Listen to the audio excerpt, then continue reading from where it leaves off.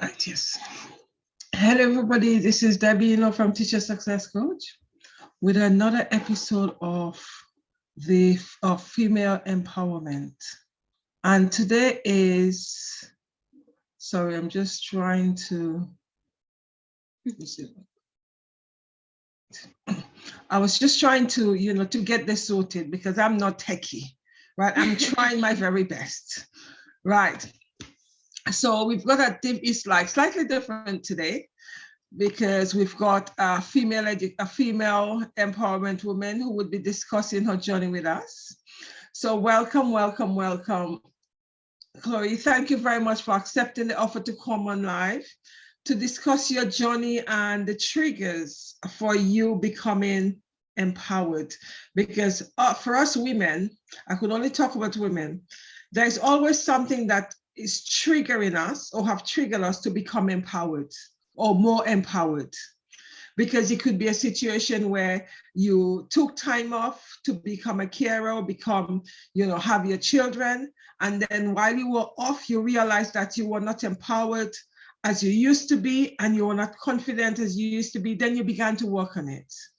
Or it could also be the fact that you became redundant, you had a period of redundancy, or it could be transitioning job.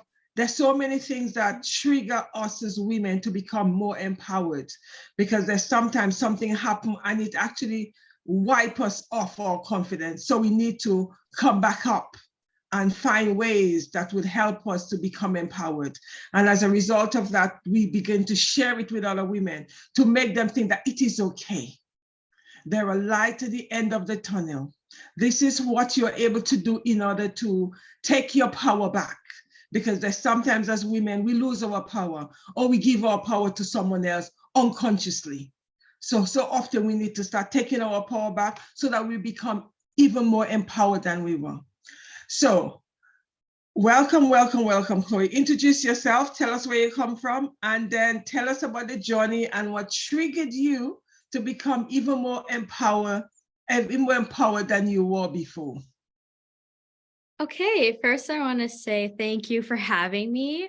So I'm from a very small town in Northern Ontario, Canada. So I currently still have snow. That's to represent how cold it is here. We had like 1 week of nice weather and then we got snow yesterday. But needless to say, I love the outdoors. So I'm a very grown up in a small country city. So fishing, hunting, those are all things that I've done. But something more inspiring and my important journey and my message is I'm actually enrolled in a mining program. So I'm the only female in my program. I've been involved with the skilled trades for 5 years now, including welding and carpentry, and most recently mechanics. And aside from my skilled trades or kind of my work experience, I also compete in pageants. So now you can imagine that's very different worlds. And why do I love pageantry? And what's important to me is as the evolution of women in the skilled trades evolved, so has pageantry, in the sense where now we look for role models, females who want to make a difference in the world, spread a message that is important to them. And for me, my message is promoting women in the skilled trades. My platform is Tiaras and Trades. I love to represent that women are women outside of work, and it's extremely crucial to have female representatives in the skilled trades, because currently only, at least here in Canada, only 5% of females who work in male-dominated fields. That's how little amount of females we have in these industries. So for me, I didn't have anybody to look up to when I started my journey, and I kind of took upon that leadership role to inspire younger girls.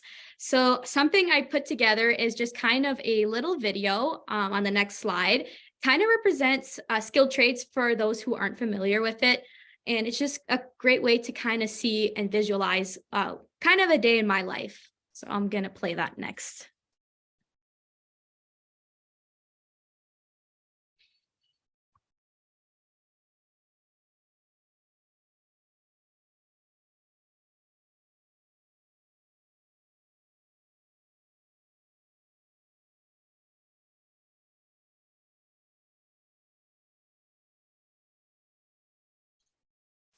Have you started?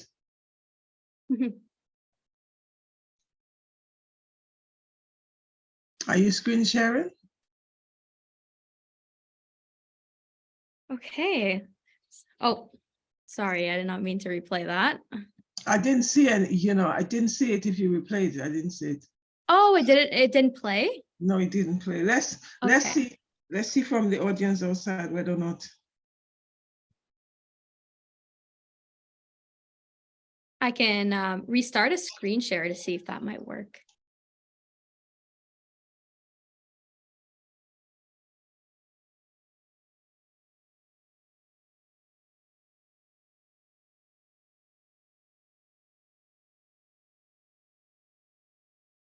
Okay, I'll try that again. I'm not sure. Can you see the screen now? Yes, it's been, yes, okay. Let's see, they're able to see it now, yeah. But there's okay. There's no sound. Oh, it's okay. It's just a song. Oh. Yeah, so hopefully that helped visualize a little bit more kind of what the skilled trades are. So it's manual labor, male-dominated careers, which I've been involved with for, like I said, the past 5 years. And it's definitely been a hard journey and very rewarding. As you can imagine, being in a male-dominated field comes with its challenges.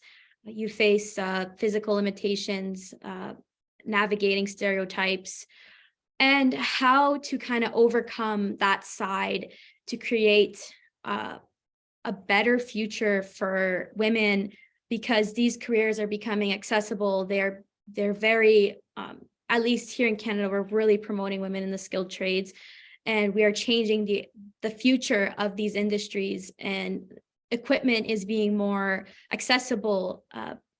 There's so many resources. There is more women in trades events that are founded just for all girls or all women to try out power tools, to meet with industries who want women to join in this type of career.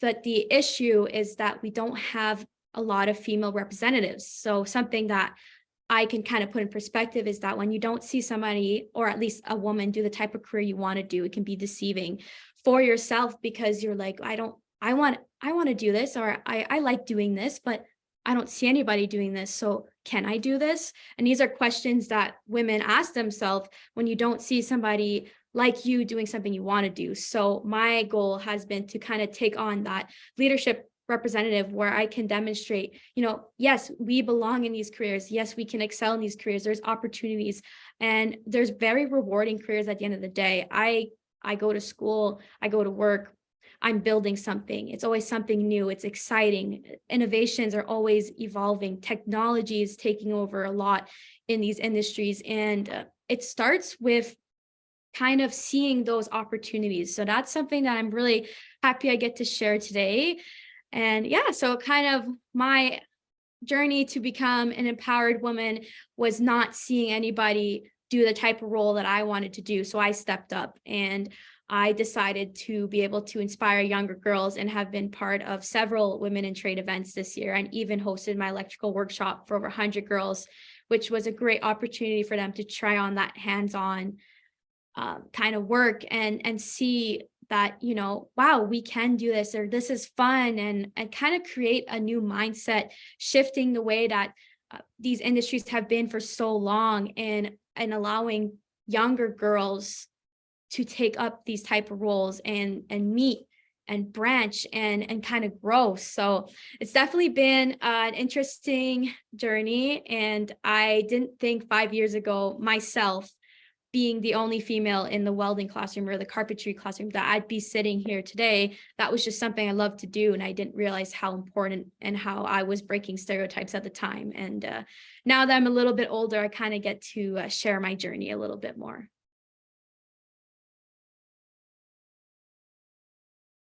Okay. I think, yes, okay. Right, yeah. That's fantastic. Thank you so very much for that.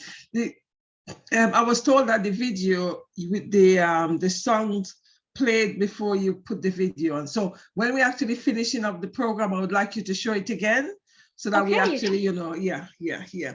Thank you. That's fantastic, because there's so many things you've said in that. The fact that you were an only female in a male-dominated world. One of the questions I want to ask you is, how does that make you feel when you first started, being the only female in a male-dominated world? What was some of the, the reaction you got? What was some of the things that, the predominantly males were saying to you? How did it make you feel?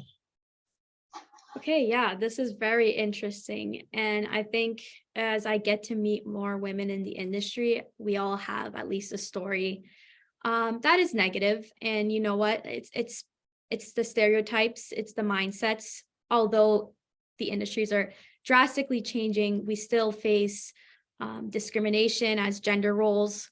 So for me, I think a few times, it's regardless if it's just comments or emails. That's something interesting, is that when you'll receive an email from your workplace, it'll be all men on site.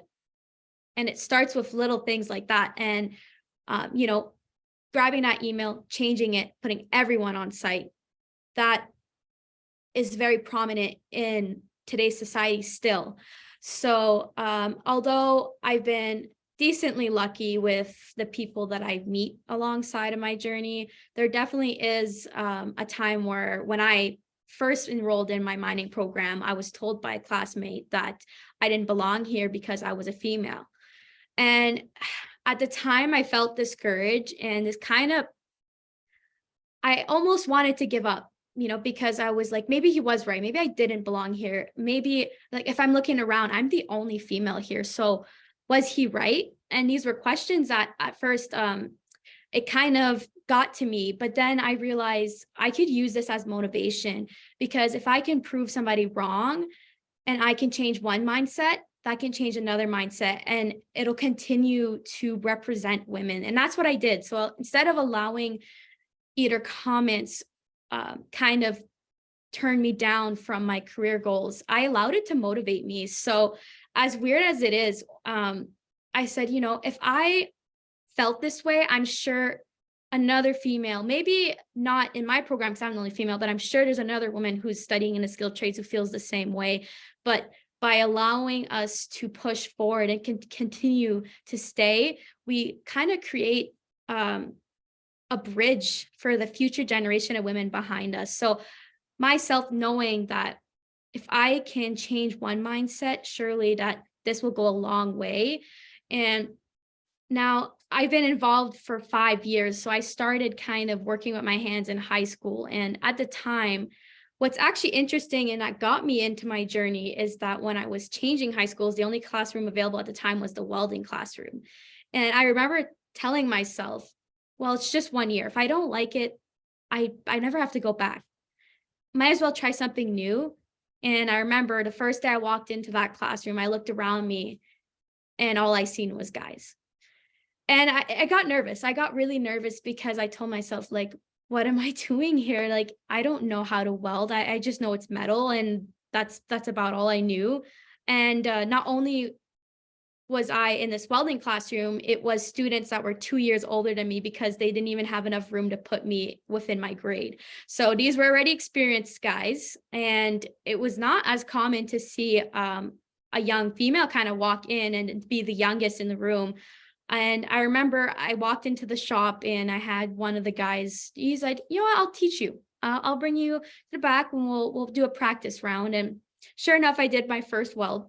And he kind of just stopped and looked at me and he said, why is yours better than mine? And then I was like, oh, maybe I like this, like I don't know. I don't know what I'm doing. And I kept saying, I don't know what I'm doing. Like, this is my first ever weld. Like, I don't know why it's better than yours. I'm telling you, like, I have no idea. And I guess from that day on, I was like, oh yeah, maybe I like this. Maybe I can do this. Maybe I was meant to fall into something I never planned going into. And I feel like being put in these types of positions sometimes allows you to grow. And I don't think I'd be sitting here today had I never been in that awkward position to begin with. And what I love about the way that we are having women in trade events now is that if you grow up in a family who isn't familiar with the skilled trades, or you don't have a father who works in the skilled trades, having this opportunity to try at a younger age might inspire more women to join in these fields. Because if you don't grow up in a family like that, you're not exposed to these types of careers and you don't know anything about them, so you never have interest in them. And that was kind of my situation, was that yes, my father worked in, but it was just not common to teach your daughter about the skilled trades. There's always this stereotype where, why do fathers teach their sons how to change their tires, but never their daughters? And that was a quote that I had heard, and I thought was very interesting, because, we're just in such a stereotyped world where it was just, even my grandmother, something she told me was that when I grew up, I was a teacher, a lawyer, or a nurse. There was no other career choices. It was just that. You never questioned it. It's just how it was. And she kind of told me, she says, I wish I had the opportunities that you have now. And knowing this, this is also something that empowers me, because these careers weren't always accessible for women. And the discrimination in these careers were much wider than they are now. So understanding that I have opportunities that women didn't always have is also something that fuels me to continue on my journey, because I love what I do. And regardless of somebody kind of trying to gender role or stereotype me, I'm going to make sure that my skills are recognized and not my gender. And that is exactly how we're breaking that mold, breaking that stereotype. And being able to do this inspires me, because I know that my hard work is going to help women in the past, or women behind me, and leading that way. It feels great. It really does. Thank you so very much, because the reason why I asked you that question, many times when you're in a male-dominated profession, you'll always get the negative. And it also makes you feel, as you rightly say, do I belong there? Should I stop? Because it is so easy for us to feel disempowered, especially when we have some little doubts anyway. And it's fantastic that in spite of all of that, you decide, you know what? I'm going to plow through, because it's very easy for young women to just give up at the start of a challenge, something like that.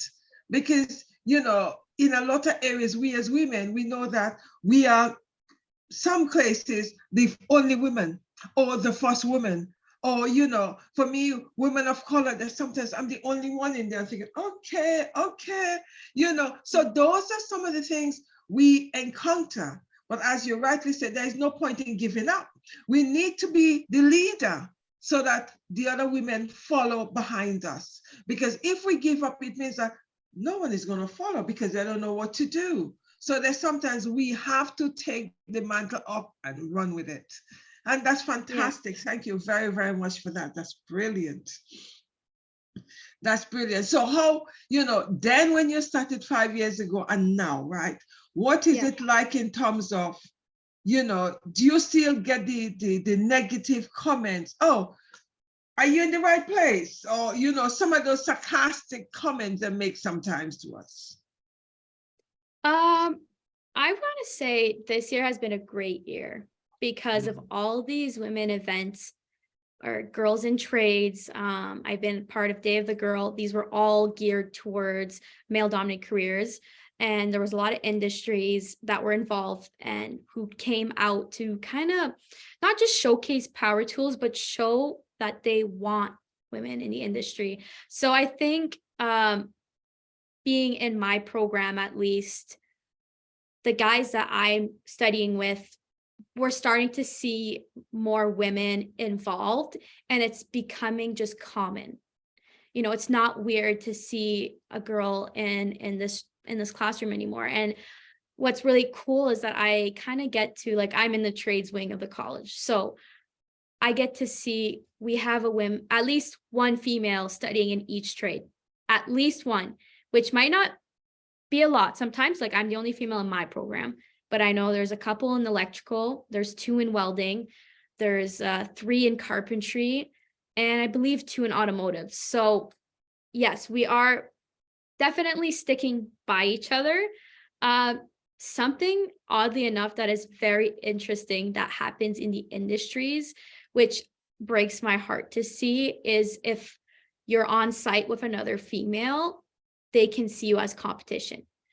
And although this may sound strange, there's something about being a female in the skilled trades where you have to work extra harder to prove yourself, to prove your place, to prove your skills. And then if somebody new or a new female shows up on site, instantly, I don't know why, but it's not all the time, but this is something that I definitely want to share. It's like you feel all your hard work to finally earn that respect is now challenged. And I faced this type of experience last summer. I showed up on a site and this woman had worked extremely hard to prove herself. And then she just felt instantly intimidated, and I just wanted to work, I just wanted to go into my summer working hard so I could go back to school and I have experience in my field. But so some message that I love to also spread in the industry is that please don't see each other as competition and support each other, because when you're only, you only have each other. If there's only another female on site, that's all you have.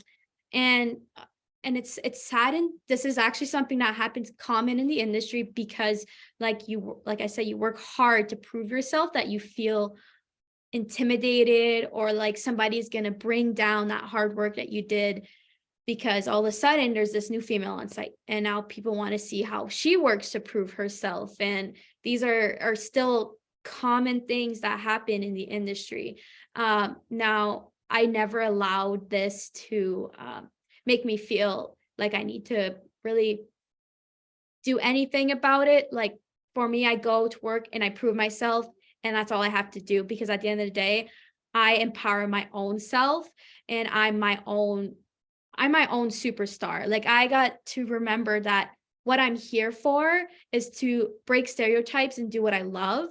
And regardless of like those comments or other things that happen around, just to pioneer through them. So there is definitely a little bit of things that we still see. Something I can share is like I'm studying in the mining industry. So underground, we have signs and labels that identify either hazards or other things.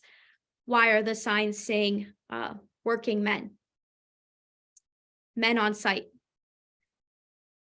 They're very evident. They definitely say that.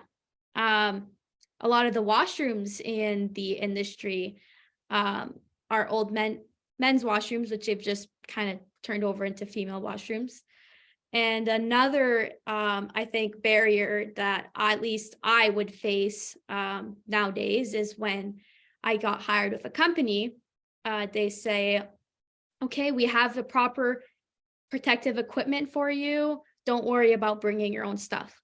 Now, I know I'm much shorter than the guys, and I need female boots, not men boots that will make me have clown feet. I need smaller gloves. I need equipment that fits me for my own safety. And when I'm promised that on site that I'll have equipment that fits me and I show up there and they're 3 times bigger than my size, that is deceiving.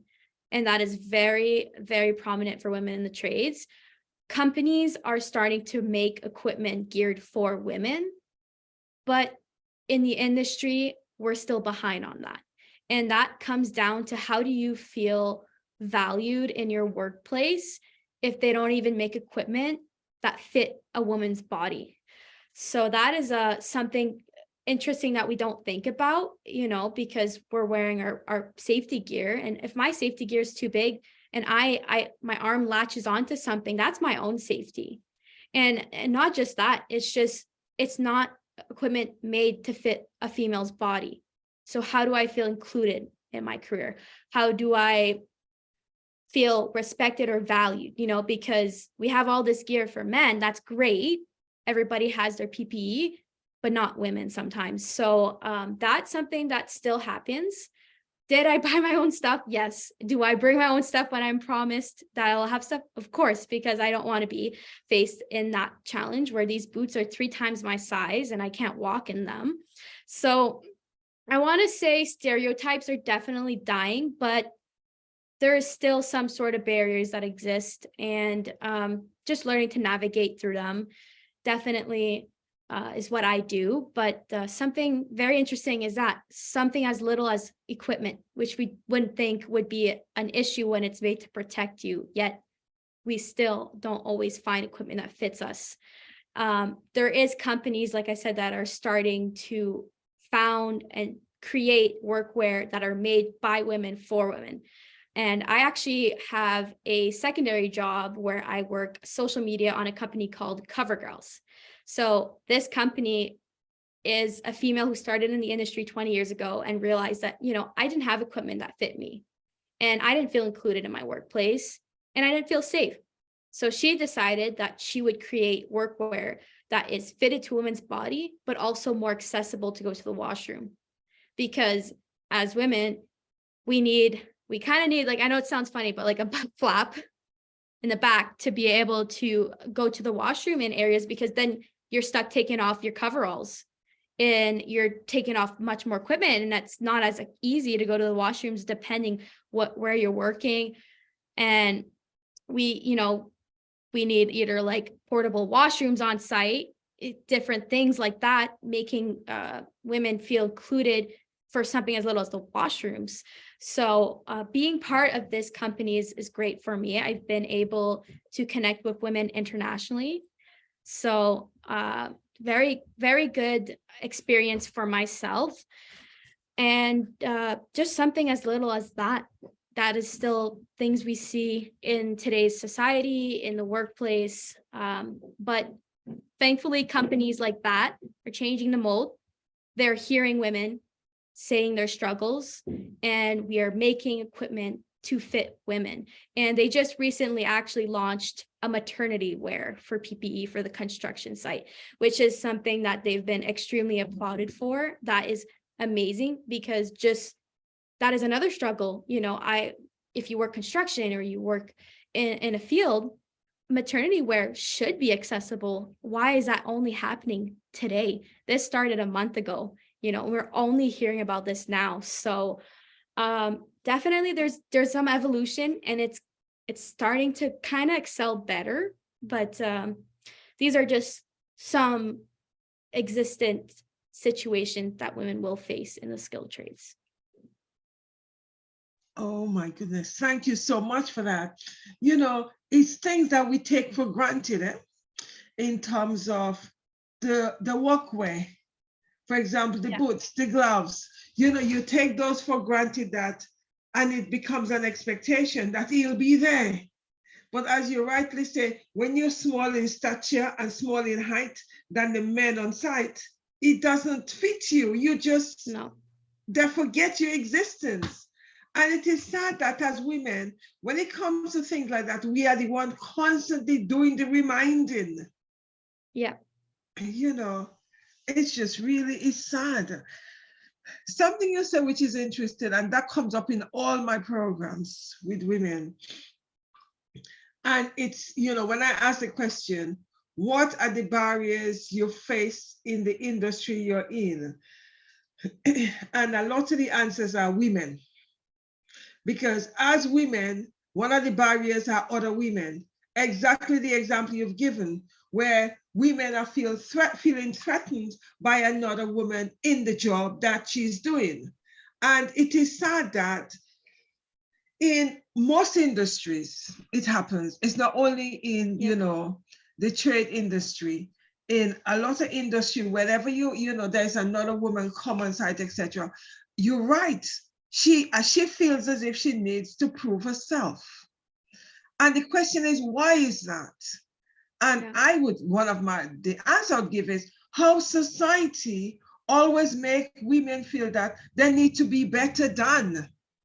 Yeah. And it becomes so unconscious that when we're in area with other women, we are forgetting that they are not our competitor, right? We're supposed to be empowered, supporting each other. Yep. But because we've always had to prove ourselves, and because we are always competing in a male's world, that when we actually go into an area, we see female, we are forgetting that she's not our competitor, you know. We need to be working together as a team. But sadly, there's sometimes we have to remind the women that, you know, we shouldn't be competing, you know. We're supposed to be collaborating instead of competing. But sadly, because society have programmed us that way, when we see another woman, we automatically feel, oh, there's my competitor. No. Yeah. You know, and it is very sad. And it happens in so many industries because I'm in education. And very often when I go into some schools and there's a female that is that's a head teacher, very often that female head teacher doesn't get on with the female teachers, because it's always that female head teacher always trying to prove herself. And in doing so, it irritates the other teachers, female teachers, because they feel that you are not being yourself. But you see, it's the fear of not being good enough that she feels she's constantly have to compete. She constantly have to be better than.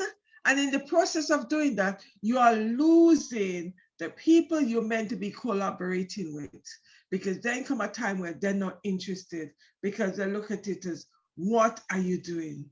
You are excluding the people you should be including. And it is sad, eh?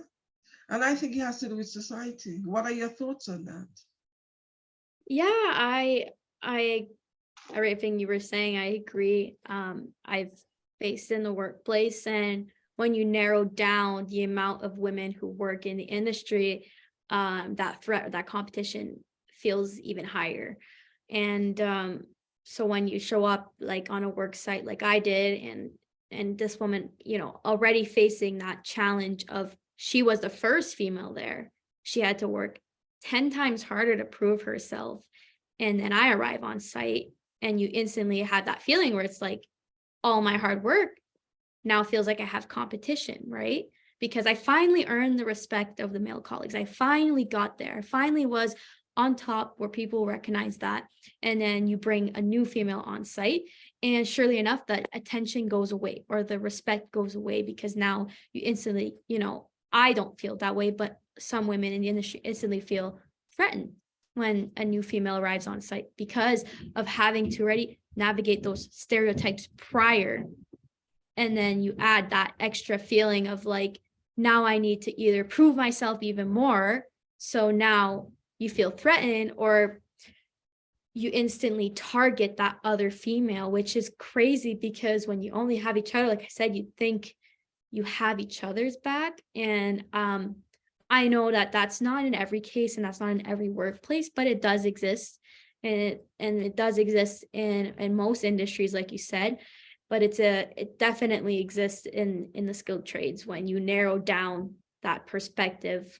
Because as soon as there's one other female on site, it's like, how can I prove her? I'm better than her, you know, like I started here first, like I'm better than her. And these are like things that these women think when you arrive or when they feel threatened. So definitely it's been a challenge that I faced arriving after and having that instant, you know, I was trying to be her friend because I thought to myself, you know, we only have each other.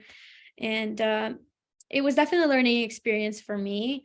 I know that I'm going in my industry, like I'm always going to be positive and I'm always going to look for the best in people. And when I become that older female in the industry, I want the younger generation to be able to come up to me and approach me and feel a sense of comfort and not a sense of having to compete against somebody. Because this one was much older than me. So she had experience, and, you know, we're at different points in life, and to feel threatened by somebody who's just starting out in the industry, who just wants to work, prove herself, learn her trade. I thought that was crazy to experience, but I know that I'm going to be in the future somebody that when that younger girl comes up to me to ask for my journey or my advice, I'm going to be her friend and I'm going to help her through that challenge, because the industries are evolving, but there's still many years ahead of us before like only having 5% of women in the skilled trades. Can you imagine how long it's going to take for us to be even close to 50% at a 50-50 scale? There's definitely a long road ahead, but it's getting better. And I guess that's how I see that standpoint, is that I'm going to be that woman in the future that will make it as a friend or as somebody to talk to about what we faced or the challenges we may face. Mm-hmm. Thank you for that. It's interesting. So how did you resolve, or how did you resolve the issue, or how did you, were you able to resolve the issue of the, the mature woman with the more experience, feeling threatened by you? What happened? How did you, navigate that one? It was interesting. I had a lot actually of my male colleagues approach me and ask, because it was evident on, everybody could see that she would either target me saying things like, you don't know what you're doing, you don't know how to work, and always like put me towards the worst jobs to do on site or anything to make me less of. So I showed up every day and I worked, and that's what I did. And that's that in the long run, that's how I'm going to present myself in the industry. And if people will remember me from then, is that regardless of what I was being told or being said, biggest key I did is I showed up every day. And, it was hard. It was hard. And I said to myself, this is just a summer, this is the beginning of your career. And there's going to be better days ahead if you keep working. Now I've secured a position in my hometown, so I'm not traveling anymore. And it's something that I've worked extremely hard for. And during my interview, I was extremely respected for how I inspire women in trades. And that was something that actually helped me out in my benefit to my career standpoint where I'm at now. So I want to say that's how I handled the situation, was that biggest thing you could do is just show up. Even when it's hard, there's going to be good days, there's going to be bad days, and that's in any field or any industry. So just proving what you're there for, what are your objectives, your goals, and if somebody tries to bring you down, you keep going, you keep pushing forward. You have the skills, you have the knowledge, you belong there. And that's what I would tell myself every day. That's fantastic. Thank you. The most empowering factor is reminding yourself that you have a right to be there. You own that right to be there. Nobody's doing you a favor either. And I think that sometimes as women, that's something we need to remind ourselves, because too often we feel that people are doing us a favor, but they're not doing us any favor. We own that right to be there.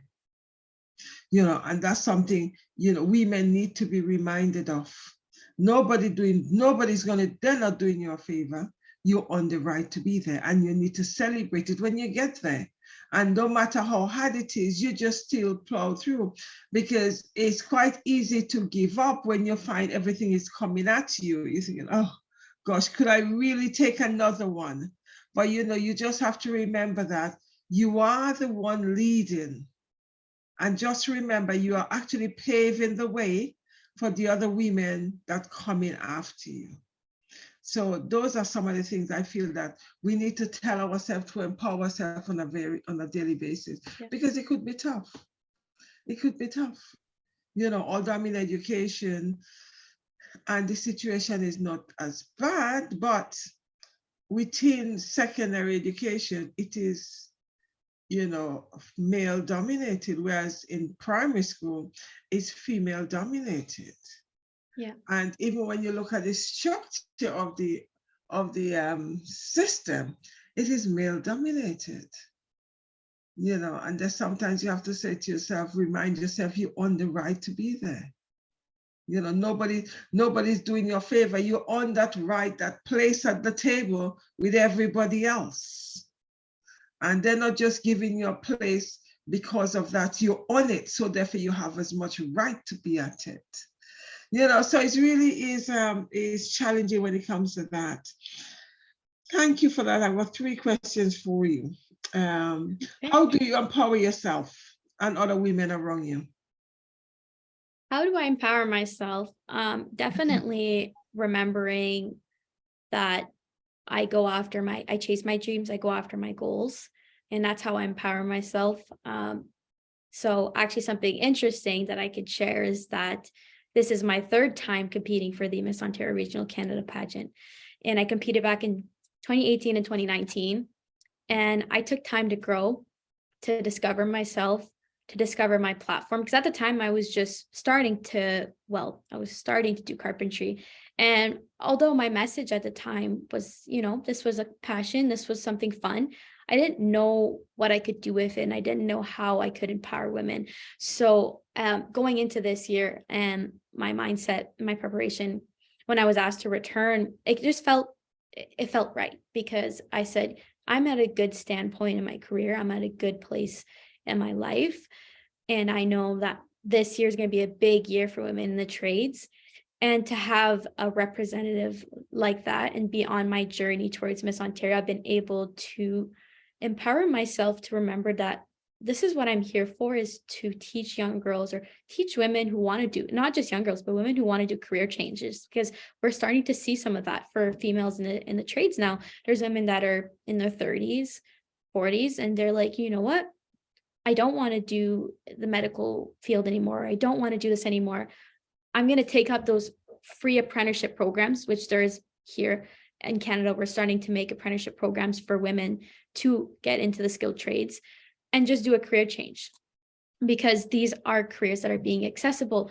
They're being pushed for. And we realize that it's vital to have not just women, but people working in the skilled trades. I mean, it's in everything, in every single thing in our house, from the construction standpoint to utilities, to your vehicles you drive. We need people to work these careers. So on that standpoint, going into Miss Ontario, I realized the importance of my platform and how important it is on a standpoint for women. So I've been putting a lot of work ethic into this year. My preparation started in September. Every day I've been working at it slowly.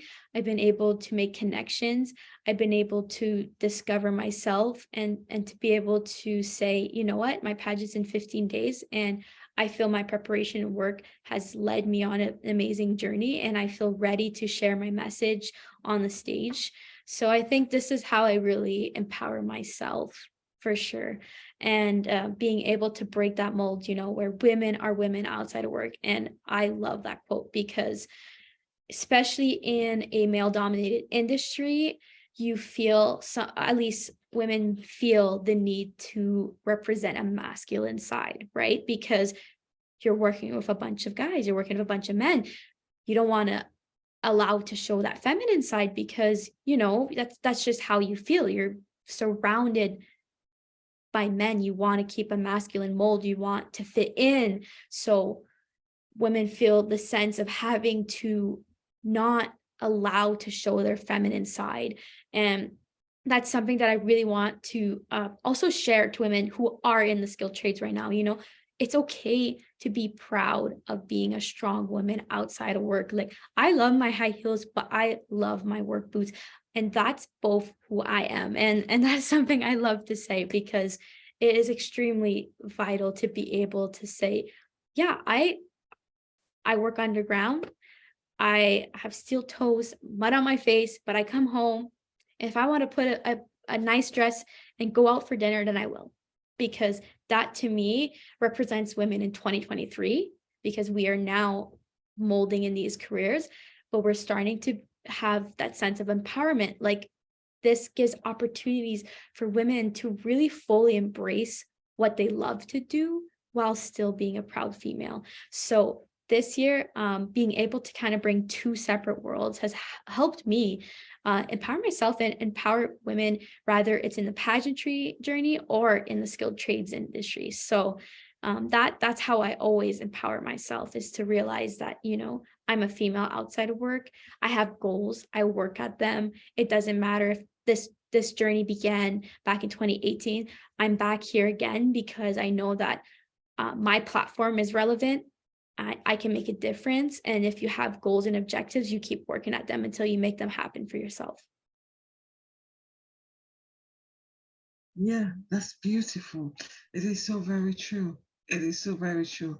And the fact that you know you have a message to give, so you're going to come back until you continue to give the message. And as you say, if you know by sharing the message you inspire one, because if you can see it doesn't just spring one tree, it branches off in several, you know. So that's really is fantastic. Brilliant, brilliant, brilliant. Thank you. Oh yeah, you already told us what obstacles you face in your job on a daily basis. You face plenty. Yeah. You know, right, what do we need to do to engage and inspire male who we see as advocate for what we are doing in male-dominated industry? Let me read this over for you. What do we need to do to engage and inspire male advocates? So, you know, as much as, you know, we might be in a male-dominated world, a male-dominating career, there's some men that wants to be our advocates. Yeah. So how could we engage and inspire them to continue to be? I think based on these women in trade events, where we have people in the industry that are representative.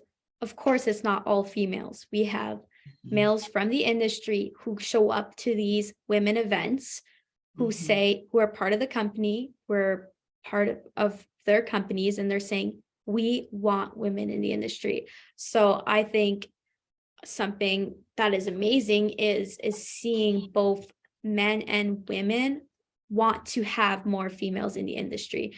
So having a support from the industries coming into those women trade related events, showing up and kind of sharing that, you know, we're hiring, we want women, these are the opportunities, these are the apprenticeships we want to offer for education purposes, offering those free resources for learning carpentry or learning welding. Like I know that my college is actually going to be hosting a two-month program for women in welding, and it's free. So having schools support these systems, having the industries show up and be there, and also say, like, we want people in the industry, not gearing it just to men, women. We want people in the industry. And we're seeing drastic change by having those supports, rather it's educational side or it's in the industries themselves.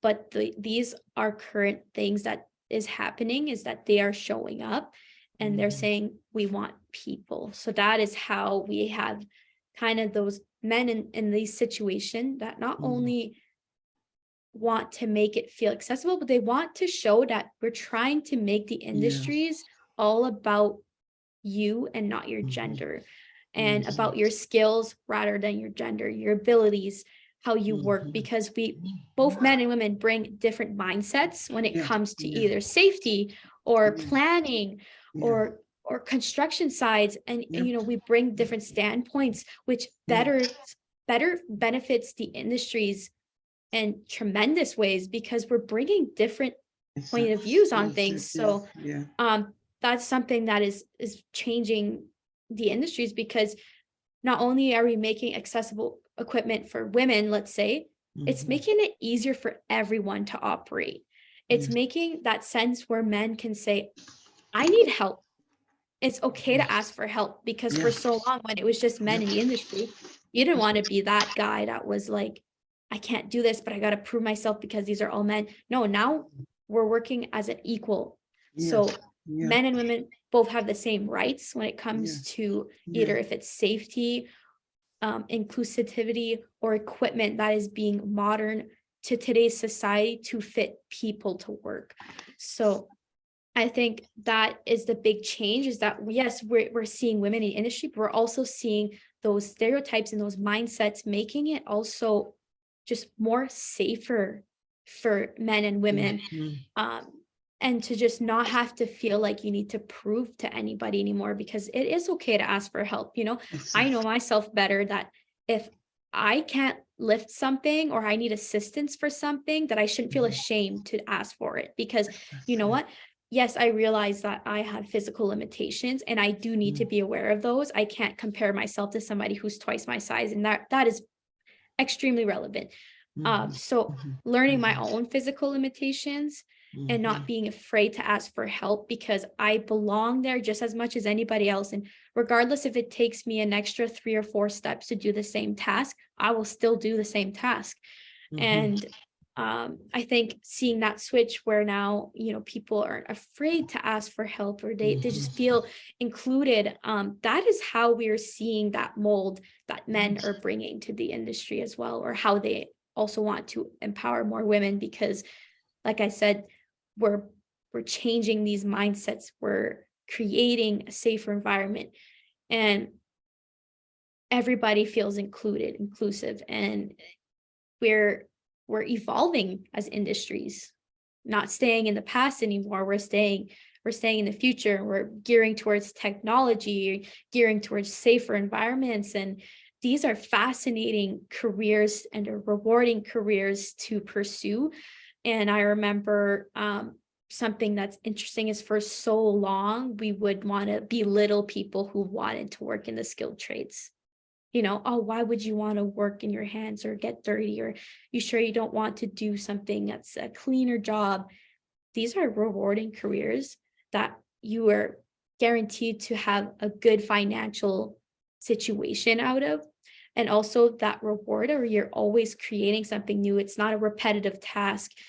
There's always new innovations. So something that I just seen posted in Canada was that we're offering these free programs, or we're offering more apprenticeship levels for high school students to begin in the skilled trades and not have to do actually their grade 12 now.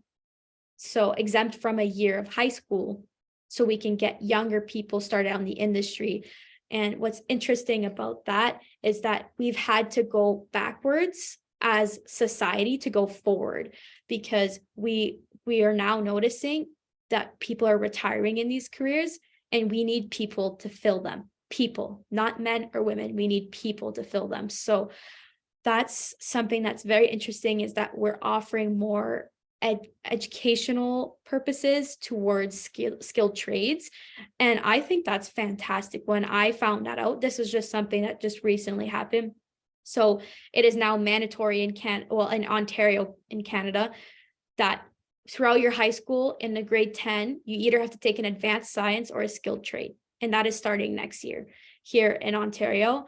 And that is going to drastically change here. I hope that more provinces follow into this, and that we see this happen across the world, because definitely having younger people work with their hands might discover a passion they never knew they had in them. And I think that that's something fascinating, that we're moving backwards to move forward as society, but this is changing so much, because we're starting to see interest, and we're starting to value people who want to work in the skilled trades, which have been belittled or deceived for quite some time. Because you said, oh, well, my daughter or my son doesn't want to work, they'll just go into skilled trades, or they'll just go into construction, and you know, that's just what it is. That's absolutely wrong. We need educated people who want to show up, people who want to work. And people don't realize sometimes how hard it is to work in these industries, you know, manual labor, or when it comes to technical parts. And so definitely it's not just careers that are, just because you don't want to sit down in a classroom and learn about mathematics or science doesn't mean you're not an intelligent person who can create fantastic things with their hands. Like, I think when I meet young people who just, you know, they're like, look what I built. That is fantastic. That is not something you can learn sitting in a classroom. That is something that you want to learn, and you learn on site, and you better yourself. And I think building things really helps me at least feel a sense of accomplished. You know, I see a task go from start to finish, and I can realize that I made that happen. So I think going into like today's society, having us go backwards and empowering younger people who work with their hands to realize their importance to the world, but the importance that we're bringing to the industries. And I think it's so important that young women realize their gift and what they have to bring to the industry. It's not any and anything, you have a gift and you need to share it. Yep, I totally agree with that. Thank you very much. The final question, what advice would you give? Right, so three suggestion, advice, tips, whatever you want to call it. What 3 tips would you give to any women out there who would love to go in the industry, but having heard what you say and still feel fearful to go in the industry? What 3 tips or points or suggestions you would give to them? I think on a more funny standpoint, when I applied for my program, and my teacher had contacted me because I was the only female who signed up. So of course he had to get me to go in a program. And he says, "Do you want to make a lot of money?" And I said, "What?" He says, "This is how much you can make if you sign up for this program." And I was like, "All right, I'm set. I'm sold. That's perfect." No, I think if I could say 3 things that women who are still fearful to enter in the skilled trades, I want to say, first of all, that they're definitely rewarding careers. Although, yes, we will face barriers or hurdles along the way. I've never felt like more of a sense of accomplishment when I get to start a task and finish a task, like I just said, when I get to see my work go from start to finish, when I get to build something, when I get to be part of the innovations, when I get to be part of the future in these types of fields, knowing that we are gearing towards technology. Don't be afraid of what you may think the stereotypes of these industries are, because they're evolving and they're constantly improving. And we are starting to hear the voices of females who are standing up. I think on a second standpoint, understanding like the financial stability you can have out of these careers and the opportunities. And by that, especially here in Canada, if you want to work for a mining company, you can easily travel for your job. You could be traveling, working in different, so depending on scheduling, you can work a job that is 2 weeks out of town, flying out to your position, flying back home, and being off for 2 weeks at a time. You're basically off half the year. But you're working, you're working longer shifts when you're out there. You're working 12-hour days, but you get home and you have 2 weeks off. And I'm pretty sure to anybody, that sounds pretty fantastic when it comes to summertime and you're home for 2 weeks and you're sitting by the pool for 2 weeks and you just worked your 2 weeks out of town. So you get to enjoy it, you can relax. That is something that I hear people in the industry say is, I have time to do stuff now versus of Monday to Friday, you're limited to just your weekends versus having the opportunity to have more amazing schedules. So common schedules for mining industries here in Sudbury or in Canada, where I'm from, is 2 weeks in, 2 weeks out. So 2 weeks at work, 2 weeks at home, 1 week at home, 1 week out. Some of them are 5 days on, 4 days off, 4 days on, 5 days off. So the opportunity to kind of be flexible with a kind of schedule, which is amazing, at least on my standpoint. I think that's great, where it's like, I know that either I work 2 weeks, and that's the schedule that I would do last summer. I was working 1 week out of town, and then I was off for a full week at home, then back to work. So it was amazing. I got time to enjoy the sun. I got time to relax. And if you want to take time off on top of that, you have your 2 weeks off, you take a week off, now you're off for 3 weeks. And I'm pretty sure that sounds amazing to anybody, if you ask me.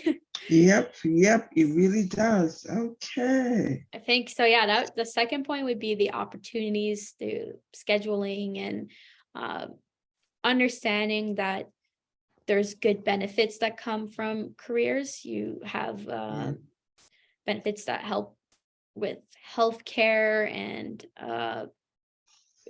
financially stable positions that are high in demand. So I think my third standpoint is understanding how we need people to fill these positions, and there's jobs like you wouldn't believe in the skilled trades. So we are hiring people, we need people. So there's no fear of not having a sense of, I don't know if I'll get a job in my field. No, there's thousands of jobs lined up waiting for people to work in these types of careers. And I think that's something that's super fascinating.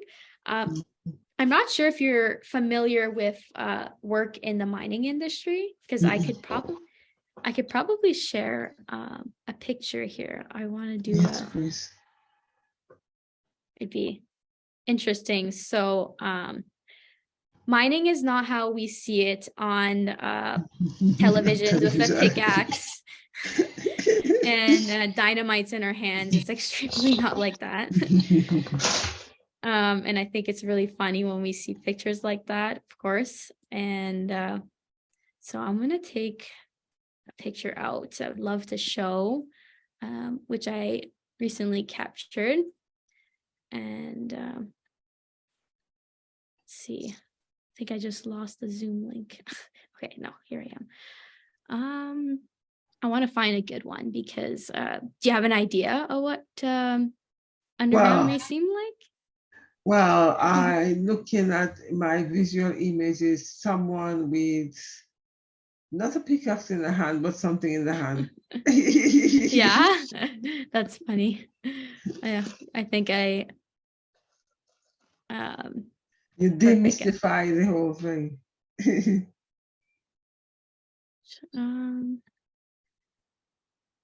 All right. So yes.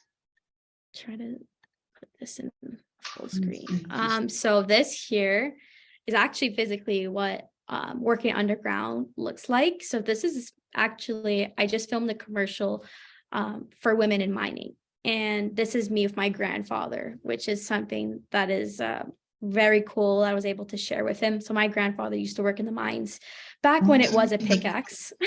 Oh, nice.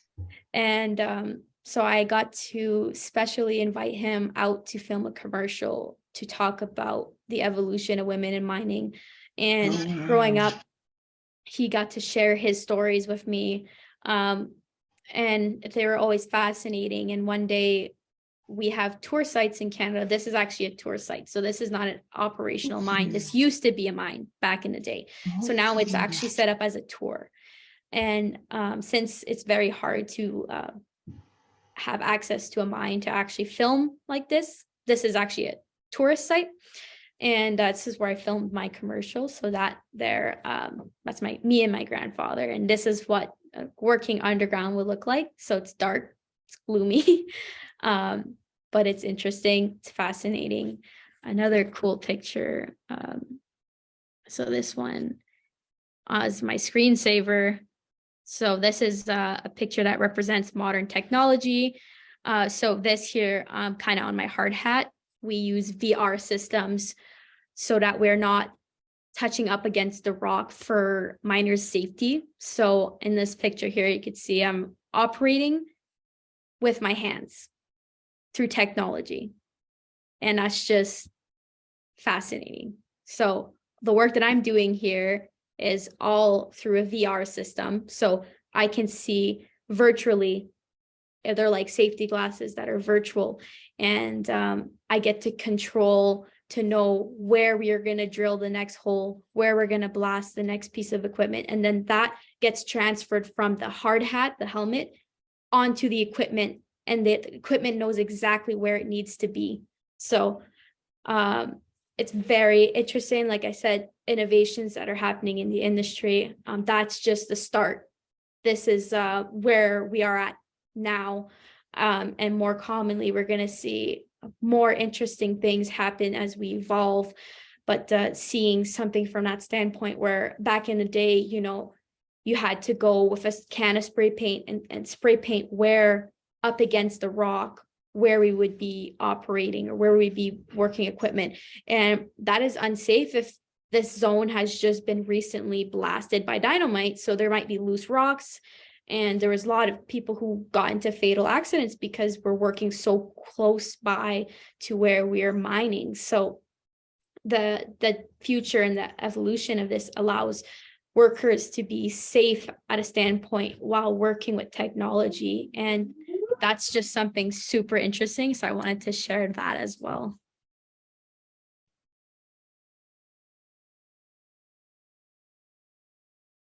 Oh, I think you might be on mute.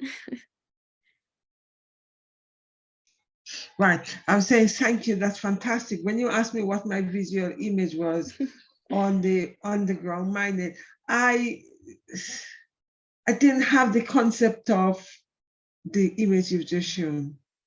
My concept, still was, although they didn't have they didn't have a pickaxe, but I felt in my head they had something. It's interesting.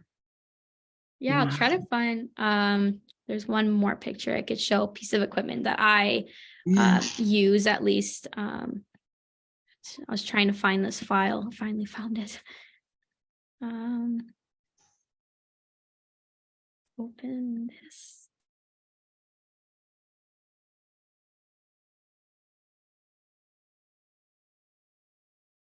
Okay. Just make sure to find the right one.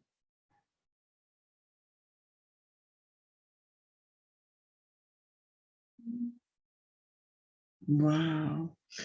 This is fascinating, especially as you say, in terms of very few women. And one of the saddest thing is, as we always say, things in terms of equipment for women, they get it, equipment for men, they get it sorted. But equipment for women, there's always a challenge, always a challenge. Yes, extremely. So here's me using modern equipment. Try to zoom in on that. So this is the photographer that was filming during my commercial, but as you can see here, what I'm setting up in front of me is modern equipment that we use to analyze the rocks and work at a safe zone, because back in the day, people would be right up against that rock, and that was not safe. Obviously, after you're blasting an area, there's still potential for rocks that could still be falling if they hadn't fell. When you shake the ground, heavy equipment that's operating is using big pieces of equipment, which eventually, vibrates a lot, causes rocks to fall down. So modern equipment makes for safer areas, and it's just fascinating work, fascinating work. That picture you just showed is a beautiful picture. Thank you. Thank you. I have quite a few now that I can use. That's beautiful. Thank you so very much. Do you have anything else you want to share before I say goodbye to my people? No, I feel like I was able to cover everything. Hopefully, if you hadn't seen any of this type of work, maybe it piqued interest, and just know there is opportunities that are available, and there's opportunity to travel, to make good financial money, and the opportunity to grow. And the mining industry is definitely something interesting, fascinating, and I would totally recommend people to just look into it, because you never know, and there's mines across the world. So something very fascinating for that. Thank you so very much for sharing your journey. It was fantastic. In terms of the challenges, and the challenges continue, but as women, we cannot give up.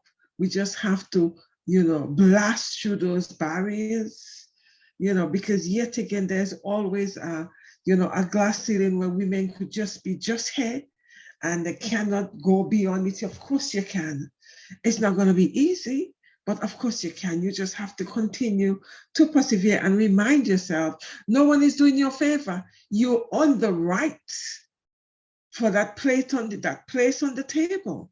Like the men that are there, you're on that right. They're not doing you a favor. They might like to think they're doing you a favor by the words and the challenges they use, but they're not doing you a favor. You're on your right to be there. You know, thank you so very much for that. It's just been fantastic. And as I said at the beginning of the show, there's always a trigger to inspire us. And listening to your journey, there's so many triggers that continue to inspire and empower you.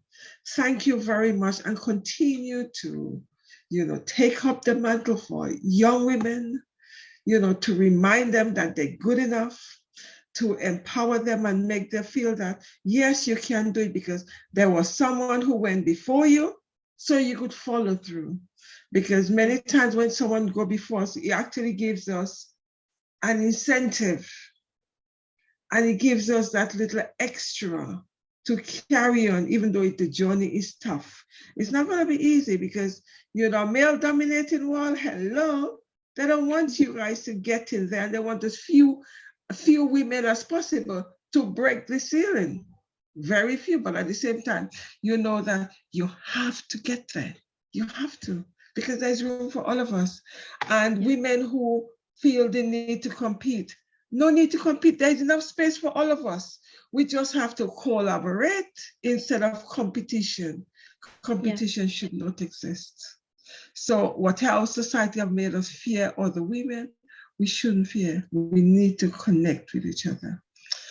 Thank you very, very much for sharing your inspiring journey with us. It's been a fantastic session.